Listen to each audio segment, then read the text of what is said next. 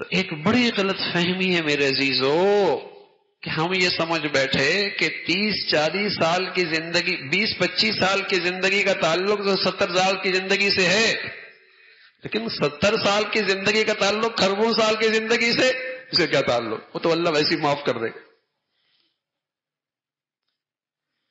ایک تو یہ غلط فہمی ہے، اور وہ نقشہ ہمیں اپنے اولادوں میں نظر آتا ہے، گھر کی زندگی میں نظر آتا ہے۔ 20-25 سال اگر وہ بچہ نہ جائے اسکول کالج میں، بتائیے کیا حال ہوتا ہے، اور کیسا یقین ہوتا ہے کہ اس کی کیریئر تو خراب ہو گیا۔ اور 70-80 سال کی زندگی اللہ کی نافرمانی میں گزرے، نہ ماتھے پہ بل آتا ہے، نہ کان میں جو رنگتی ہے کہ اس کا خربوں سال کا کیریئر خراب ہو جائے گا۔ اور دوسری غلط فہمی یہ ہے کہ آج جس زندگی کے رات دن سے گزر رہے ہیں، ہم سمجھتے ہیں اس رات دن کی زندگی کا تعلق مادی اسباب سے ہے، مادی وسائل سے ہے، زندگی کی ظاہری نقشوں سے ہے، بدن سے نکلنے والے اعمال سے کیا تعلق؟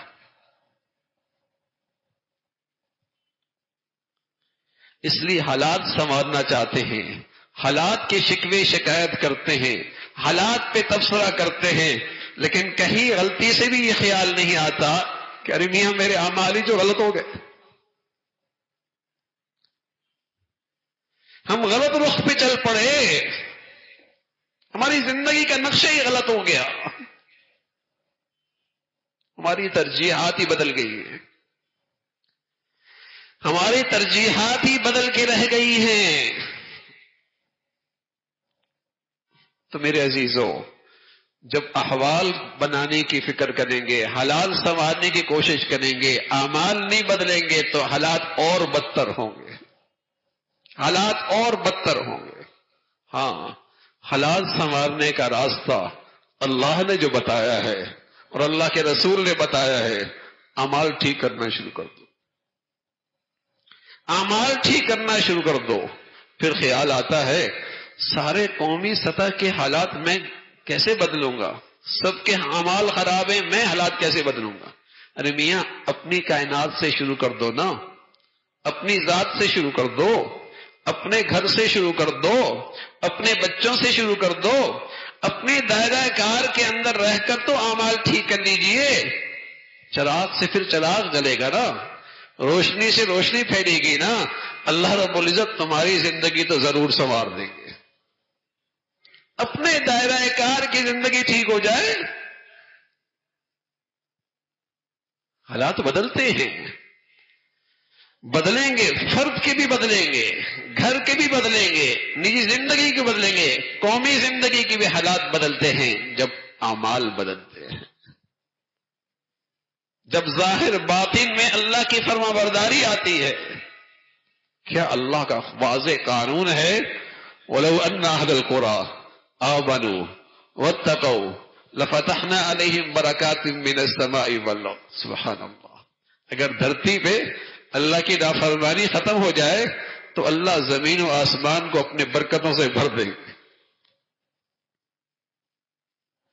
جب دھرتی پہ اللہ کی نافرمانی کی نحوست ختم ہو جائے، رہنے والے اللہ سے نافرمانی کر کے دشمنی مول نہ لیں، پھر دیکھیے اللہ کہتا ہے میں زمین و آسمان کو اپنے برکتوں سے بھر دوں۔ آپ علیہ الصلوۃ والسلام فرمایا کرتے تھے ان العبد لیحرم الرزق بذنب یصیب، آدمی نافرمانی کرتا ہے تو رزق سے محروم ہو جاتا ہے۔ آپ کہتے ہیں رزق تو نافرمانوں کے پاس بہت ہوتا ہے، اور اللہ کے نبی کہہ رہے ہیں آدمی نافرمانی کرتا تو رزق سے محروم ہو جاتا ہے۔ مفتی شفیع صاحب رحمۃ اللہ علیہ مفسر قرآن ہیں، بڑے آدمی فرمایا کرتے تھے رزق سے محرومی کا مطلب یہ ہے یا تو یہ ہوتا ہے کہ رزق چلے ہی جاتا ہے، یا یہ ہوتا ہے کہ رزق اتنا گرا ہو جاتا ہے کہ خرید سے ہاتھوں سے خریداری سے مشکل ہو جاتی ہے، یا یہ ہوتا ہے رزق تو بہت ہو جاتا ہے لیکن یہ اس کا چوکیدار رہ جاتا ہے، استعمال نہیں کر سکتا، یہ اس کا نوکر رہ جاتا ہے، فائدہ نہیں اٹھا سکتا، صرف سوپ پی سکتا ہے، صرف سوپ پی سکتا، دیکھ سکتا ہے، کھا نہیں سکتا۔ اس سے فائدہ نہیں اٹھا سکتا. زندگی مال کی چوکیداری میں گزری ہے، ایسی گزر گیا، نہ آخرت بنائی، نہ اس سے لذت ملی، نہ ایمان سنوارا، نہ ایمان کے لحاظ سے بچوں کی تربیت کی، یوں ہی ضائع کر دی زندگی. رزق کے اندر نافرمانی سے یہ نحوست آ جاتی. تو اللہ کے نبی سچ کہہ رہے، نافرمانی سے رزق میں برکت نہیں رہتی، رزق میں خیر نہیں رہتی، نفع نہیں رہتا، دیکھنے میں بہت نظر آتا ہے. جب نافرمانی زندگی سے ختم ہو جائے، اللہ اس رزق کو مبارک فرما دیتے، مبارک فرما دیتے ہیں. آدمی اس سے ایمان بھی بچتا ہے، آدمی کی زندگی اصلاح بھی ہوتی ہے، اس کی اولادیں بھی ایمان کی زندگی گزارتے ہیں، اور سب سے بڑھ کر اللہ رب العزت اسے خاتمہ ایمان نصیب فرما دیتے. تو میرے عزیزو، اللہ نے اور اللہ کے رسول نے ایک بڑا علم دیا ہے کہ اس زندگی کا اگلی زندگی سے گہرا تعلق ہے. کھربوں سال کا کیریئر بنانا چاہتے ہو، اس زندگی کو اللہ کی نافرمانی پہ، اللہ کی فرما برداری پہ لے آؤ. اور 60-70 سال کی زندگی سنوارنا چاہتے ہو، اس کا تعلق بھی اعمال سے ہے.